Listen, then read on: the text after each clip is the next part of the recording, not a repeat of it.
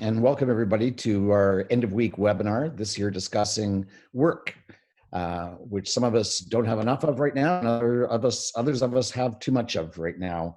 I want to start by acknowledging that we are on the unceded territory, the Coast Salish nations, specifically Suminas, Snuneymuxw, and Snuneymuxw.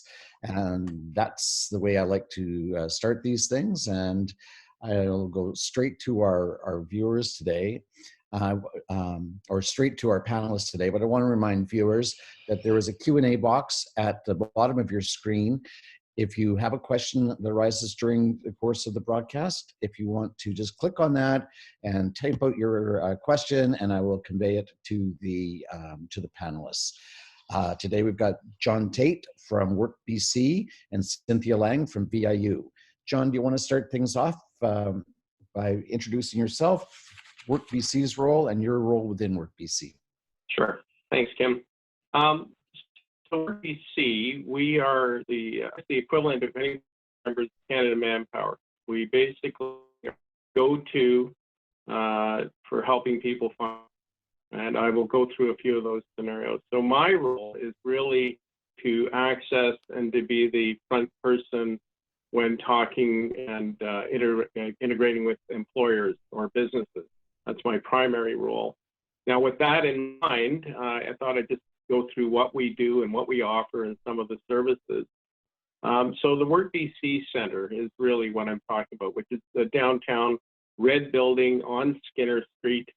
It's brick and mortar. We have approximately between us and a couple of our contractors, which are Vivers, CVIM, Island Deaf Hard of Hearing. We have approximately 40 people that work in that office. We are currently swinging, or we've been working virtually. We've still been offering full services, and we are going to swing next week and the week after to start allowing people in on a as-need basis. So the doors would be locked, but you would have to book an appointment. So if you have a dire need to use a computer, you can come in and use that. Now, as for the services per se that align with what we're talking about today with businesses, we offer a number of services that you as a business might have been investing in and not using. So one of the big ones is the wage subsidy program. You all invest in EI. I know your employees spend money on EI. You spend more money on EI, but the only way that you can get any of that money back is through a wage subsidy program. If you've been in business at least 1 year, you've got WorkSafe BC coverage, and your remissions to Revenue Canada are up to date, you will probably be able to qualify. And what that means is then you would have to hire a person who's either unemployed or underemployed. And I say underemployed meaning working less than 20 hours a week. What that means is we are able to provide up to 50% of the wage for up to 24 weeks. And actually, in a lot of times, if somebody has severe barriers, maybe they have some sort of disability, perhaps they're a single parent on income assistance, we can actually move that to a longer level. So it's based on you bringing that person from where they are today to where you need them to be. So it offsets that cost. If you start working out the numbers, it's actually today that money, there is more money in that than the federal program. The federal program runs for a shorter period of time. Now, the other side to the WorkBC program is things like if you're hiring an apprentice or you're hiring somebody, we can do what's called job start funding. And what that means is if somebody needs tools, clothing, if they need some sort of scenario with regards to getting to and from work, like gas money, we can do that as well. Not for the whole term, but usually the gas is for until the first paycheck. But with that in mind, we also run other programs like self-employment. You have people that you might be working with, or maybe you know, that might be great entrepreneurs. We're willing to sit down, and we have job coaches and employment coaches. And we actually have people that sit down, we put a business plan together, We'll provide funding for up to a year for those people. And there might be somebody on the line that's actually used that program. But with that, we are also in the process, because we have a national unemployment rate, we have a BC unemployment rate, which you probably have all heard has kind of gone through the roof, more than double what it was last year. We are also trying to find local information. So we're constantly probing. And I know Kim and the Chamber sent out a newsletter with an employer survey this past week. And if anybody's on this line, if you could pop in and answer those 10 questions, it'd be awesome. We're trying to get a better handle on the market. Right now, we're starting to see a lot of cleaning company, external companies, a few of the construction companies starting to look for people. We've had an engineering firm, we've had accounting, some of the high-tech companies. So I'm starting to see a bit of that happening. We also have the food service companies. As you know, you can expect to go to the grocery store, personal shoppers, delivery drivers for people like Amazon. A lot of those jobs have actually gone up. So it's redefining, again, how we do our jobs and how these businesses are operating. But as a matter, we as WorkBC want you to know that we have funding available when you are hiring somebody who's currently unemployed or underemployed. So if you find yourself in a situation where you need to hire somebody, that could be a tool. And I know Cynthia from VIU will be talking in a minute, but we do have wage subsidies that could apply or may apply to some graduating students. And that's something for you to investigate. I would be happy to hear from anybody on this call and walk through any of those processes. But with that, I'd like to turn over to Kim and go over to Cynthia. Okay.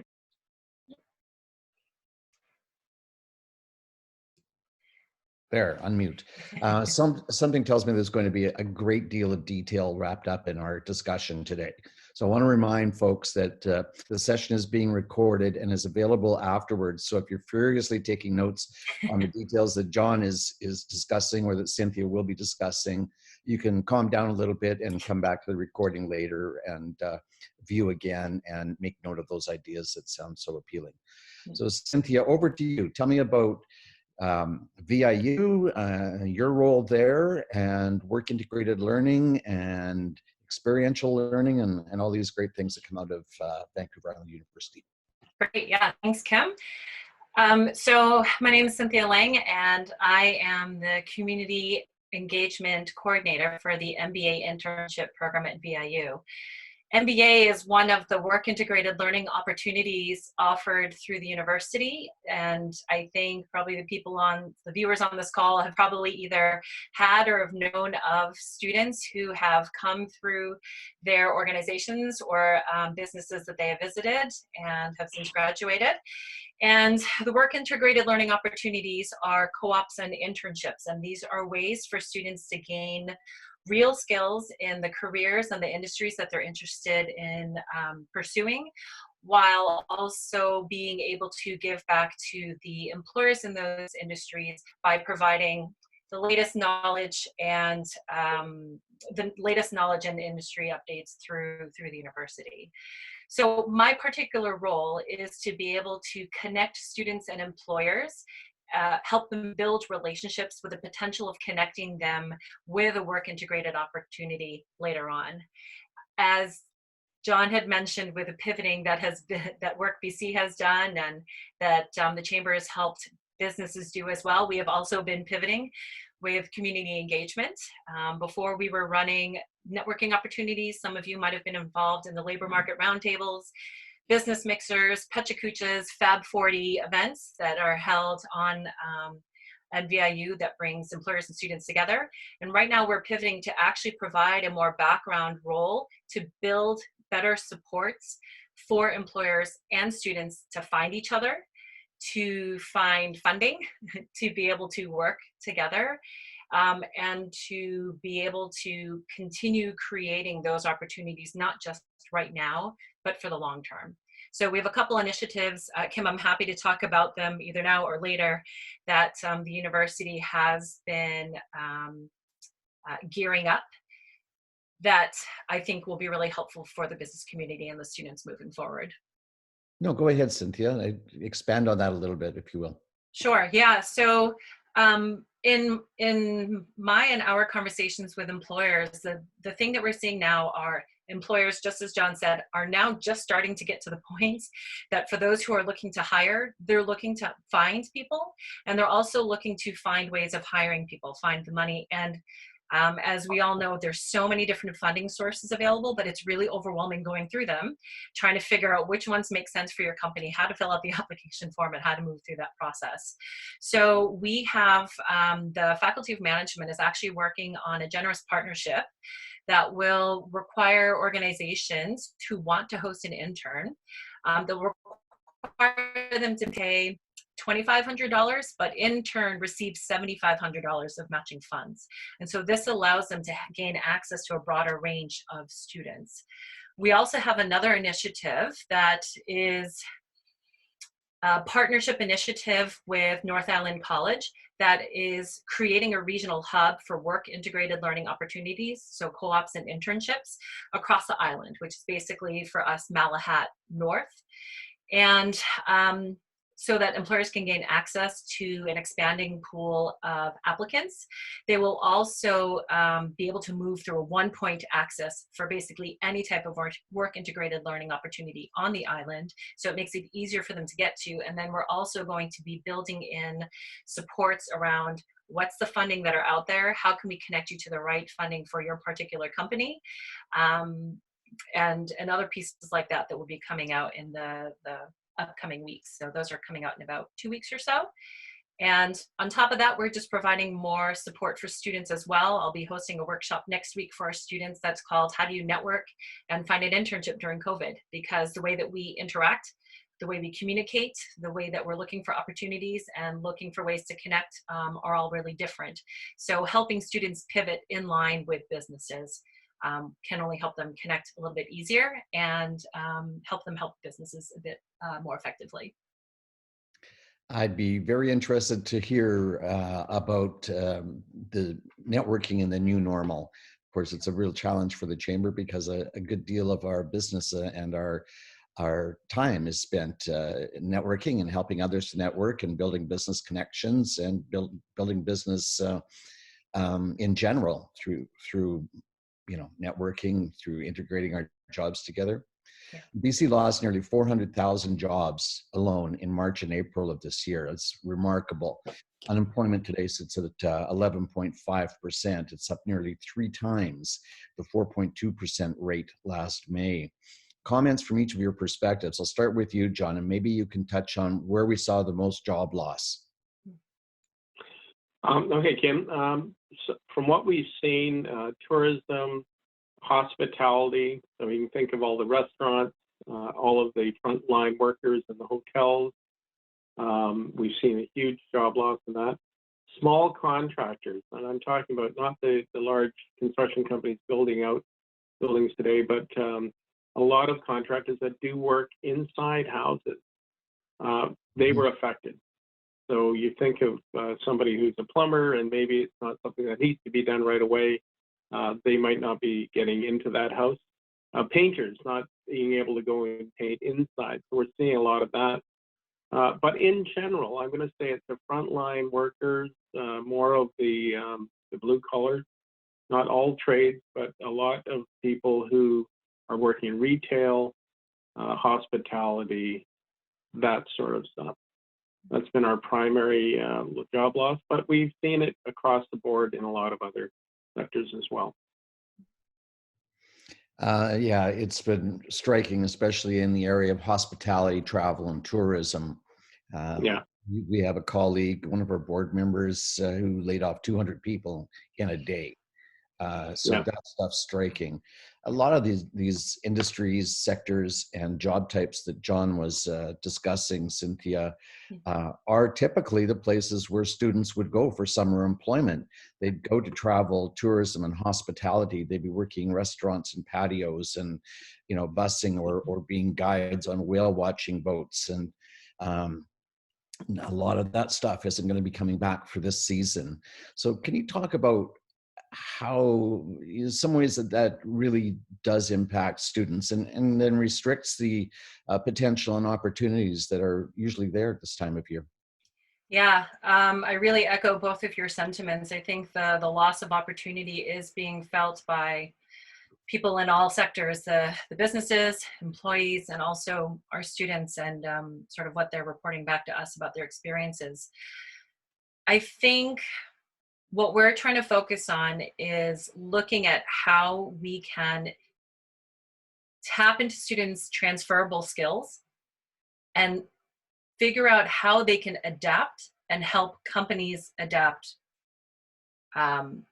moving forward. That being said, we can't do business as usual, right? And so instead of being able to have a robust tourism industry as what we would normally expect for the summer, maybe what that might look like is how do we build up the tourism industry so that we're ready to go in the new year. And so a lot of this might be some of the background work that might be needed. This is what I'm thinking in terms of MBA, because that's within my portfolio. In terms of our tourism and recreation students and those who are going on co-op, there's still a lot of different jobs that are available that might not necessarily be what they're looking for in terms of career, but it is still a way to be able to support local employers, get hands-on experience in all the different industries in the small ways that we might still have opportunities in terms of call centers, whatever does happen with restaurants, whatever we are able to do as a community with the funding that is now coming in. I think there's going to be some opportunities that are going to be emerging as a result. And so our hope is that we can help students find their niche as these new opportunities come up. Is there specific programs to help employers, to provide incentives or supports for employers for Canada's summer jobs? So start with you, John, and if you can address that, and then maybe move over to Cynthia. Well, it's an interesting point, and we don't run with the summer jobs like out of our center. It's something actually Cynthia probably knows more about this, and I was on a call yesterday with where I think it was yesterday, the day before, where Dana and Vanessa presented with the Bahia, and they went into a lot of detail about the summer jobs program. So I might have to defer over to Cynthia if you know a lot about those programs right now. That'd be great from a summer student point of view. Fire away, Cynthia. I might have to, I wish I could phone a friend here, because I think Vanessa has really been taking the lead on that. I've been working on a couple other initiatives. But what I will say is this, though. So part of the initiative that I was talking about that's going to be launching in early June, the partnership initiative with North Island College, on the portal that we will be launching, there's actually going to be a lot of this funding information that Vanessa has been speaking to on that Bahia conference. And we're looking at developing webinars as well, moving ahead, or other ways of being able to provide more value add and more information to like the listing of funding and resources that are out there. So I would say stay tuned. Yeah. And definitely connect back in with myself or Vanessa for those of you who are interested in learning more about their fundings. But long and short of it is, there are a lot of different opportunities. It depends on which industry you're in, which type of students that you're looking to intake. And so part of our role is helping you figure out which is the right combination, which might be a good combination of grants or funding to be able to access, because there's just a lot to go through. Yeah. I think Go, John. I would like to add to that if I could. Yes. If a student is graduating, they can't access our wage subsidy program. There is a program called the Get Youth Working program. Some people may or may not know about it. It's been around for a while. But what it does is, if a person between the ages of 17 and 29 doesn't qualify for the main wage subsidy program, you're willing to hire them for, I believe it's 3 months. We're not running this program per se. They would get a wage subsidy of $2,800. And if there's any training by third parties that needs to be done in that interim, they get $1,000. I know that the student programs that Vanessa and Dana were talking about in the Bahia conference the other day, I believe it's more money than that. So that's a starting point for anybody out there. And I think the other thing with, especially with student programs, you really have to get on board pretty quickly. And with the Get Youth Working program, the money isn't always there. It's there, you know, to a certain amount of time, but if you leave it too late, you might miss it. Yeah, that's the hire a student. Oh, sorry, Kim. That was the hire a student new ventures, hire a BC student new ventures funding that Vanessa was talking about. Yeah, and okay. I'll just throw out there too. One of the things that we're hoping will also be of service to employers is some of the HR activities that are beyond the capacity of employers right now. I was speaking with a consortium who said, well, yeah, our companies are really interested in hiring, but right now they're not exactly sure what questions to ask. They kind of know what they're looking for, but they're looking for some of that scaffolding and support around being guided towards the right direction. So in addition to the funding, part of this initiative is actually creating services like a resume book where certain students would apply for jobs based on skills that are required by the job that students have, that are basically vetted and packaged together and sent to the employer. And so that takes off some of the load from the employer to having to manage that process and really just focus on what is the right person to hire. And so we're hoping that the combination of funding and also additional supports for the employers might provide a really good support, sort of like what WorkBC is doing for employees as well, right? To provide that holistic support that companies are needing to be able to move ahead. Sure.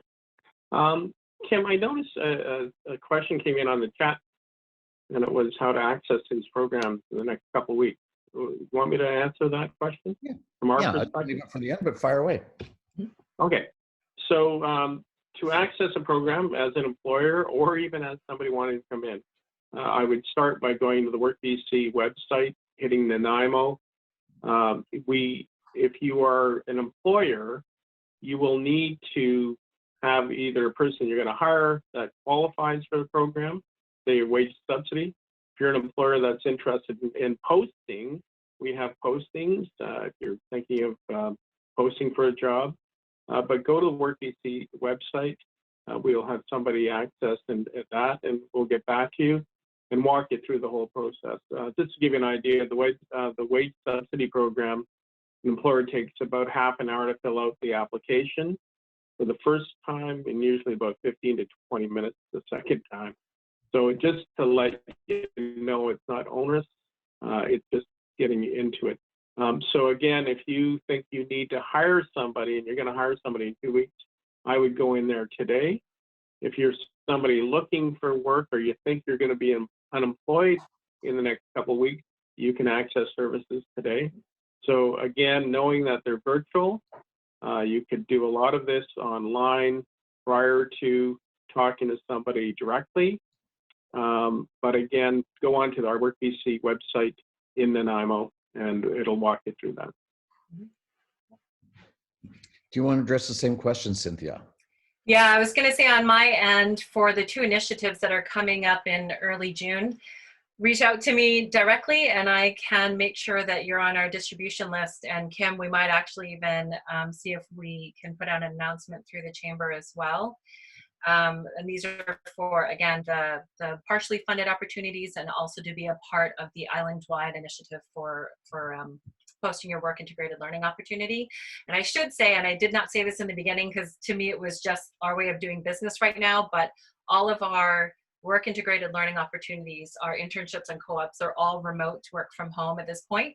We're just keeping health and safety of students at the forefront, and we're following suit with VIU policy and also just following what's happening at the provincial level pretty closely. So all of these would be work from home or remote internship opportunities. So as I indicated earlier, nearly 400,000 jobs lost in a 2-month span of time.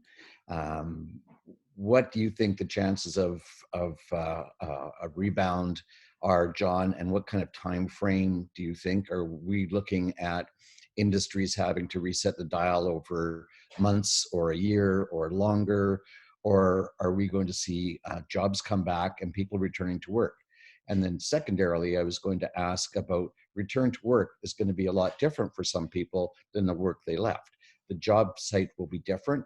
Workplaces need to be safe for employees and for customers. So talk around that, John, please. All right.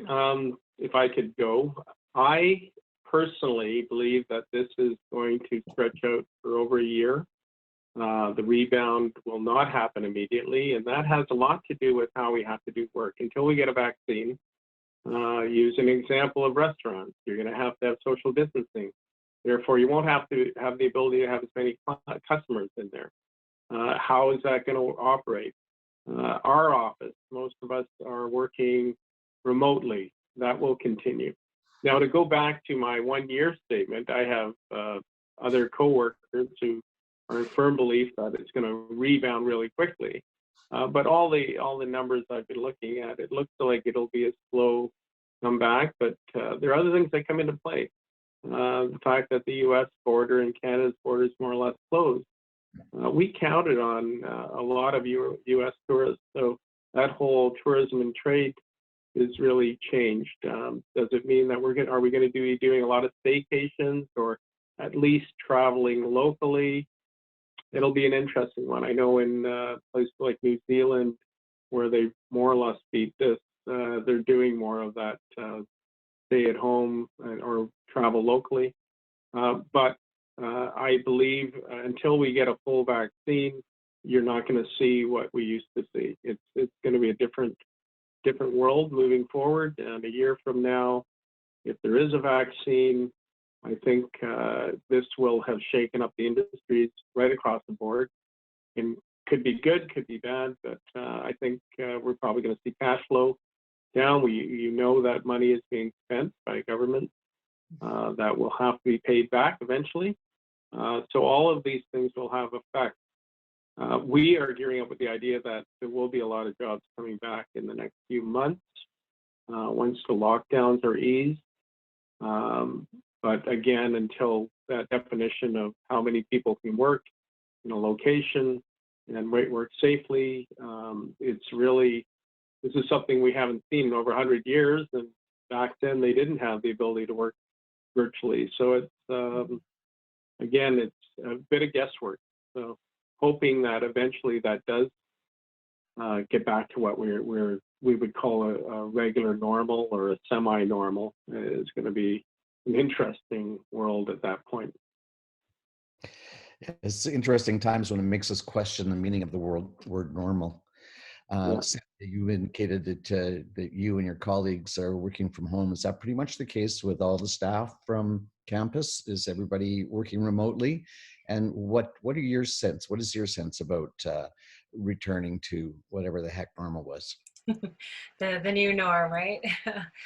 Yeah, we've been working from home since early to mid-March, and it is really going to be the way that we do business moving forward.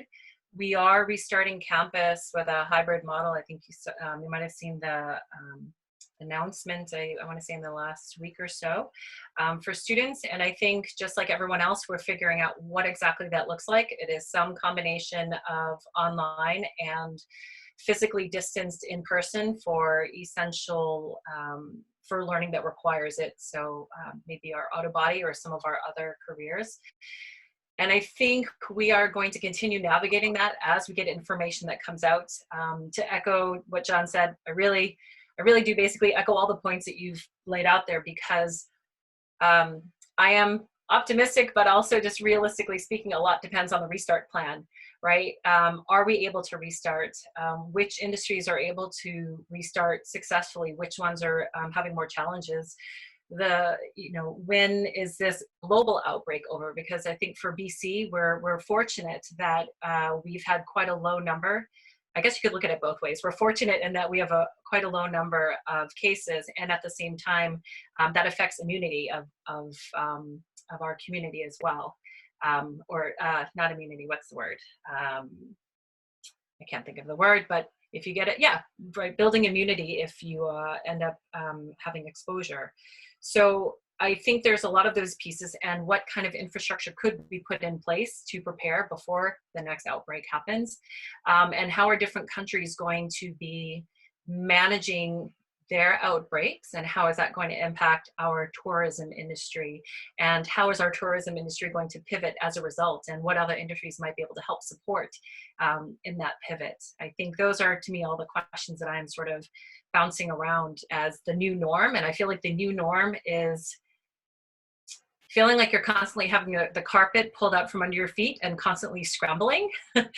And I read something somewhere where someone said, you can't go from fifth gear to reverse at the snap of the hand. And so things just take time. And I think what you're talking about, all the jobs that we've lost, is just the real impact of the shift that we're having to make.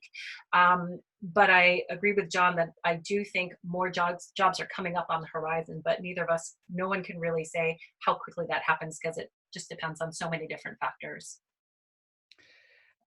I think that part of this new normal that we're talking about addresses shifts in the way that we are doing things and have done things and have become accustomed to doing things, and perhaps we'll find greater efficiencies and some strengths in how we employ new practices. It's especially important for universities and post-secondary institutions, because we know for a fact that 75% of the jobs that are going to be coming up in the next decade will require post-secondary. So the sooner you can get back to work, the better, Cynthia. Yeah. John, I read something pretty interesting. The WorkBC is warning about increases in cyber crimes and fraud against unemployed. Are scammers just preying on the desperation of the unemployed? Is that's what's happening? And talk a little bit about that, and let us know if you have any examples to watch out for, weird phone calls, weird emails, things like that. I think the one thing, and I'll give you a quick example. You will get calls, you will be offered employment, and without going into names, I can't divulge. But I had a scenario where two people got hired by a purported company. They actually showed up, they did the work, and when it came time to pay, and this is 3.5, almost 4 weeks into work. By the way, you're supposed to get paid twice a month, minimum, under the law. They didn't get paid, and they couldn't track this person down.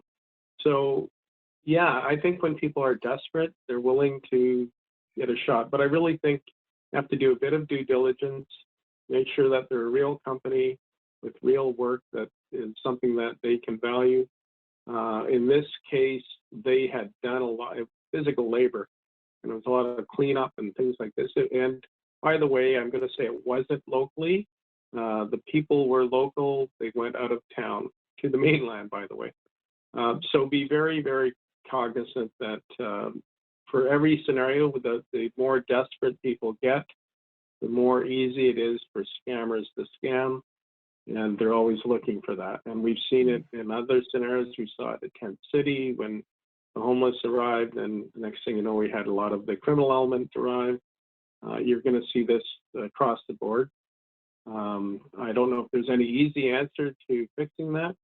I know that there are employers in this town looking for people today and not able to get them. And that's the sad part, is where we have certain industries where I'll go back to the cleaning and some of the labor jobs that are still going unfilled in this town. But other people are taking jobs thinking they're going to get paid a little more. Sometimes the offer of more money, like an inducement carrot.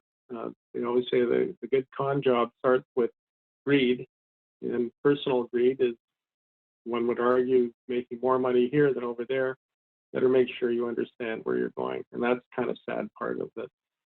The underbelly, I guess, to high unemployment numbers we haven't seen in, I'll go back to the 1930s. So it'll be interesting. Hopefully this will not happen too often, though. Do you think that we'll feel an impact from major projects starting up in northeastern and northern BC? And we've seen this before, where oil and gas or major construction projects start up, and the attractiveness of the dollar that's being paid up there is such that we lose important workers from our own community, and then local businesses struggle to complete projects. Do you think we're going to go through that experience again with this? That's a good question, because I actually have been in contact with Peace River Hydro. It's an interesting point because they do tend to take, I'll call it unionized workforce, like electricians. A lot of people that we are struggling with finding work for sometimes, those companies like Peace River Hydro will fly them from here up to Fort St. John, or from Kelowna. I believe they have two. One of our former staff is actually HR coordinator there now. Will we? I think not. I believe what's going to happen is that right across the board, there have been job losses in Alberta to the extent that we've never ever imagined. We're getting a lot of those people right now. We have jobs in northern BC, which are going to go to BC residents first, just to be aware of that. But I don't see that happening again for another year or two until this thing settles out. I've met a lot of people locally who are not planning to go back up north or go back to Alberta. So again, until things change, we have a lot of people available locally, but I think a lot of people are out of the, I'll call it out of the job search, because they're collecting a bit of money right now and they're fearful. So I think until we can absolutely put a lid on this and have our tracking and social distancing and everything else prove fruitful, which it is, and people believe in it, you're going to have more people sticking around to where they want to be. And they don't want to, most people don't want to be away from their families anymore, given this situation. And so, yeah, that's my gut feeling, but I'd love to be proved wrong. I mean, if it got to the point where, you know, we couldn't find people in town again, I guess the bad thing is, from an employer point of view, yes, you'd have to pay higher wages to keep people. The good thing is people are employed, they're spending money locally, boosting local economies. So the good and bad, I guess, is the scenario right now. That's an interesting point that you made about people having a desire to stick closer to home and not take that job, you know, 1,000 miles away. Recently, local organization hired a new executive director, and 3 or 4 days before the individual was to start, they called the organization and said, "I'm going to have to take a pass on this simply because they were from Vancouver. I simply don't want to have distance between me and my family." Yeah. So kind of interesting when we're bearing down on our time limit here. Cynthia, do you have some words that you'd like to say in closing? I think there are quite a lot of unknowns, and I think that that has sort of put an onerous tone, timbre, and feel to a lot of conversations. But I will also say there's just been a lot of success that I look to that's been happening in our community, and also in within BC, in terms of having strong provincial guidance, a relatively flat curve, strong provincial and federal financial support, and really just an incredible sense of community and collaboration. And I think that those are actually going to be the pillars of what helps us get going again. And I think we don't know what's necessarily going to happen this summer, but what I would really encourage employers to do is, if you're looking for somebody, intern, employee, doesn't matter, if you're looking for someone, get connected in with the organizations that can help connect you to the people. So John over at WorkBC, myself and Center for Experiential Learning at VIU, Kim over at Nanaimo, because what's really clear to me is there's a lot of really great work being done, but it's hard to know who's doing what and how to get plugged into the right places. So have some faith, have some optimism. We don't know what's going to happen, but I've been just blown away at how much businesses have been pulling together in just the last couple of months, and just the sheer amount of pivoting we've been doing at VIU to try to get these initiatives up and off the ground, and the willingness and openness with the partners to really get it and make things happen and develop things on the fly is just, it's mind-boggling. And I'm sure you're seeing the same thing on both of your ends as well. Mhm. Yes, definitely. It is quite mind-boggling, and we maintain a website that has a plethora of resources for people, and we're always available at the end of a phone call or via email to say, here's my situation. What do you think there is for me? And staff have been trained and gone through all of these resources in detail to help folks out and to refer them on to either yourself or to John or to another service. So John, what do you have to say to wrap up today? Well, I think if there's nothing else, I'd like everybody to think of anybody who's unemployed or looking or underemployed. Please have them register. They don't know what they're missing until they do. I'll even throw out a little thing. If you have somebody who maybe has lost their job and don't have the skills, we also pay for training. In fact, we have a lot of people that end up going to VIU, and we're picking up the dollars to get there. We pay for their tuition, their living expenses, their transportation. So those are the sorts of things that we're willing to do to get somebody from where they are today to where they're going to go. And also, if you're an employer out there looking, please consider posting on our website, or we do it through we send it out locally to all the employment advisors in town. Please contact us. Naomi in our office runs with that. Also, if you happen to need people and you have somebody and you want to use the wage subsidy, contact us. Contact me personally because I run with that program. Again, remember that there are programs out there, and all you can do is let us know, and we can possibly fit you in. Whether it's through us, there's definitely something out there that might fit. This has been a fantastic session. I learned so much. There are so many details. There's so much to understand around this, and I think that there's a real hunger for information out there. I urge anybody listening to reach out to Cynthia, reach out to John, or reach out to the Chamber, and we can connect you to Cynthia and John. Bring us your questions, even if you think they're not really great questions. We're there to answer them for you. So thanks so much, you two, for bringing so much insight to the situation at hand. We're going to sign off now, but I want to let you know that next Friday morning, 10 a.m. at our end of week webinar, we're going to be featuring Lorraine Ashpole.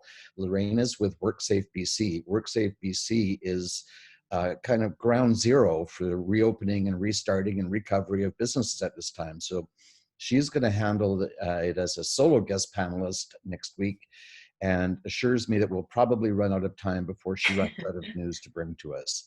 So thanks, John. Thanks, Cynthia. Thanks to the viewers. And as I mentioned before, this is on a recording that is available on the Chamber website later today and for sharing all around. Thanks so much, and see you next Friday, everybody. Thanks, Kim. Thank you.